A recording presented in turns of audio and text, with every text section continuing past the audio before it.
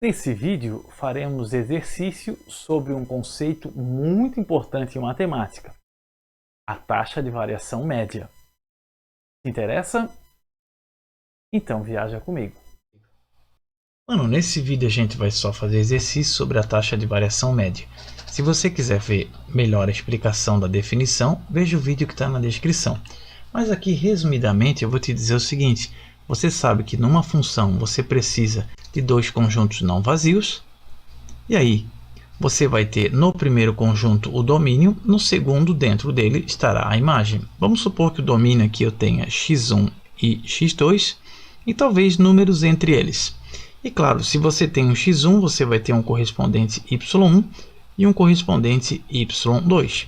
Aí você consegue calcular a taxa de variação entre os valores de y e y2, que seria o seguinte: delta y é igual a y2 menos o y1. E você também consegue calcular a taxa de variação entre x1 e x2, delta x, que é só eu pegar o x2 menos o x1. Se você dividir um pelo outro, aí você chega no que a gente chama de taxa de variação média da função, nesse intervalo que vai de x1 para x2, ok? Muito bem, exercício. Aqui nós temos uma função em que a fórmula é essa daqui, ó. Eu quero saber a taxa de variação média dessa função, primeiro nesse intervalo. Esse primeiro valor é o x1, o segundo o x2, sempre assim, tá? Então, no item A, nós temos que x1 é igual a 1, x2 é igual a 2.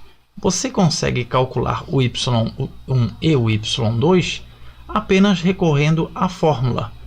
Porque se você trocar aqui o primeiro x por 1 e depois por 2, nós vamos ficar com 1 ao quadrado, o que dá 1, e depois 2 ao quadrado, o que dá 4. Então, o que vai ser o ΔX? Pela fórmula que vimos ali, ΔX é igual a x2 menos x1, ou seja, 2 menos 1, 2. E o ΔY é igual a y2 menos y1, ou seja, 4 menos 1, 3. Então, a taxa de variação média nesse intervalo aqui será dada pela divisão do 3 pelo 1. 3 dividido por 1, o que vai me dar 3. Tranquilo? No item B, nós temos outros valores de x1 e x2. Vamos ver quais são. x1 agora é 2, x2 vale 3. Temos que calcular os seus correspondentes, y1 e y2. Mais uma vez, nós substituímos na fórmula, trocamos aqui por 2 e depois por 3. Vamos ficar com 2 ao quadrado, que dá 4. 3 ao quadrado, o que dá 9. Então, o ΔX vai ser o x2 menos o x1, 3 menos 2, 1. Já o ΔY vai ser o y2 menos o y1, só que aqui é 9, né? Coloquei enganado. Deixa eu pegar uma borrachinha aqui. Vamos consertar. Me desculpe. Então, aqui 9. ΔY vai ser o 9 menos o 4, 5. Então, a taxa de variação média nesse intervalo aqui vai ser 5 dividido por 1, o que me dá 5. Nós podemos fazer uma interpretação geométrica disso daqui. Para tanto, a gente tem que fazer o seguinte. Nós vamos marcar no gráfico, no sistema cartesiano, os seguintes valores. Nós vamos marcar aqui primeiro o ponto x1 e y1, que é esse aqui, ó. Depois x2 e y4, que é esse aqui, ó. Isso para o item A. Para o item B, nós vamos marcar x2 e y4, é o mesmo que esse, né? E depois x3 e y9, que é esse aqui, ó. Tá, e daí? Vou pegar aqui uma caneta agora mais fina. E daí nós vamos construir um triângulo a partir desses pontos. O triângulo correspondente para o item A vai ser obtido a partir desses dois pontos aqui, ó. Nós vamos construir um triângulo retângulo, assim, ó.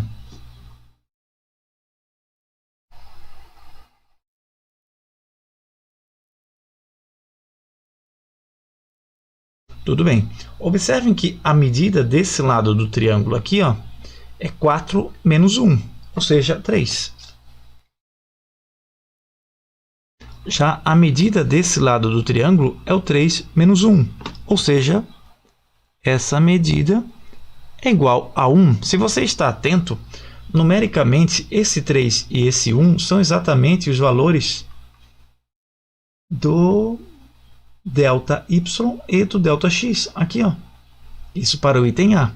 Então, dá para a gente dizer o seguinte, que essa medida aqui, ó, sempre será numericamente igual ao valor do delta y.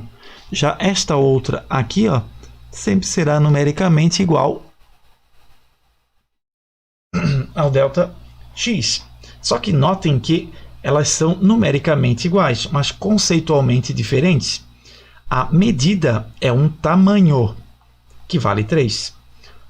O delta y, me desculpe, é uma variação, é o quanto variou, o quanto aumentou daqui para cá. Numericamente são iguais, mas conceitualmente são diferentes. Muito bem, a mesma coisa para no caso do B. Nós vamos construir agora um triângulo retângulo.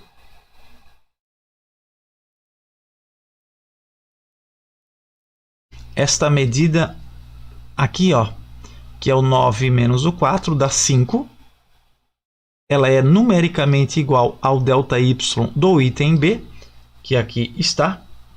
E esta outra medida aqui, ó, que seria equivalente ao 3 menos o 2, o que dá 1, é numericamente igual ao delta x do item B, que aqui está, ó, 1. Mas qual o significado, então, professor, dessa taxa de variação média? Vamos para o item A.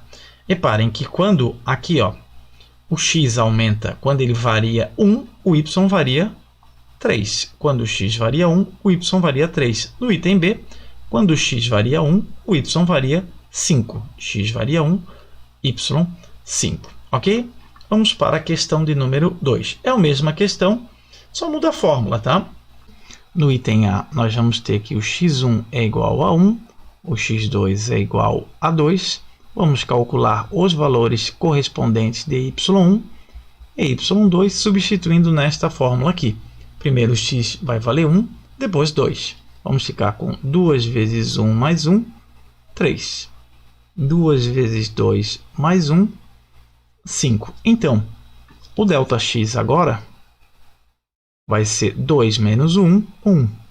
Já o ΔY vai ser o 5 menos o 3, 2. Para você calcular a taxa de variação média da função f neste intervalo, é só você dividir o 2 pelo 1.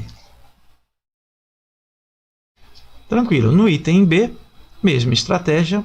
Vamos pegar os valores de x1 e x2, que são 2, 4.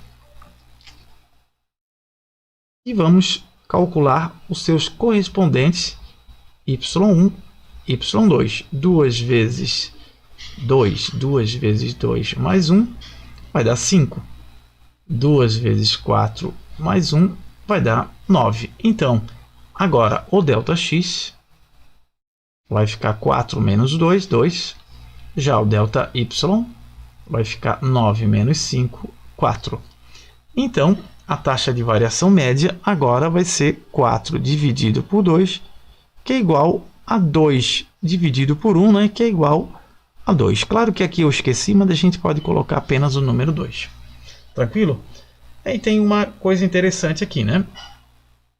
Bom, vamos fazer o desenho primeiro aqui, né? Vamos marcar aqui no gráfico os pontos. Vou pegar aqui uma caneta um pouquinho maior. Vamos marcar aqui, ó, x1 e y3, que é esse aqui. Depois x2 e y5, que é esse. E no item B, x2 e y5 já está pronto. x4 e y9. Esse mais acima aqui, ó, x4 e y9. Muito bem. A partir desses pontos, nós podemos construir de novo o triângulo. O do item A é esse aqui. O do item B é esse aqui, ó. Então, essa medida aqui, numericamente, é o ΔX, que no item A deu 1. Essa aqui é o ΔY, que no item A deu 2. Então, aqui nós temos ΔX igual a 1, ΔY igual a 2. Já aqui, ó, numericamente igual ao ΔX do item B, que tinha dado 2, ΔX, né? ΔX. E aqui numericamente igual ao ΔY do item B, 4.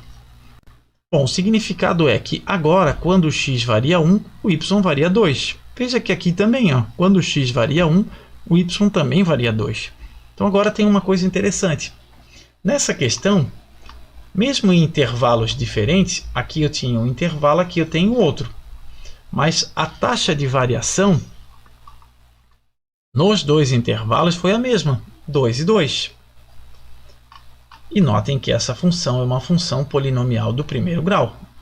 Agora, se você for lá para outra questão, em que a função não era do primeiro grau, as taxas de variação média deram diferente, 3 e 5. De uma maneira geral, eu consigo dizer para vocês o seguinte: nós vamos conjecturar aqui a partir desse exemplo, mas isso acontece de forma geral. Tem um teorema que prova isso, que vai me dizer o seguinte: sempre que eu tiver uma função polinomial do primeiro grau, não importa o intervalo. Para qualquer intervalo, a taxa de variação média sempre é igual. E, aliás, ela é sempre igual a esse número aqui, ó, que é o número que multiplica o x, que é o a. Por isso, inclusive, que ele é chamado de taxa de variação média. Ok? Isso acontece para as funções polinomiais do primeiro grau. E uma consequência disso é a seguinte: vamos supor que você tenha 2 pontos do gráfico de uma função polinomial do primeiro grau. Vamos supor que são esses dois. Para você calcular o a, esse azinho aqui, ó, é só você fazer o ΔY pelo ΔX. Ou seja, o a é calculado, no caso das funções desse tipo, e apenas para elas, é calculado por esta fórmula aqui, ó. Obrigado pela atenção. Por favor, dê o seu like, comente, inscreva-se no canal, compartilhe este conhecimento e não esqueça, o poder é de você.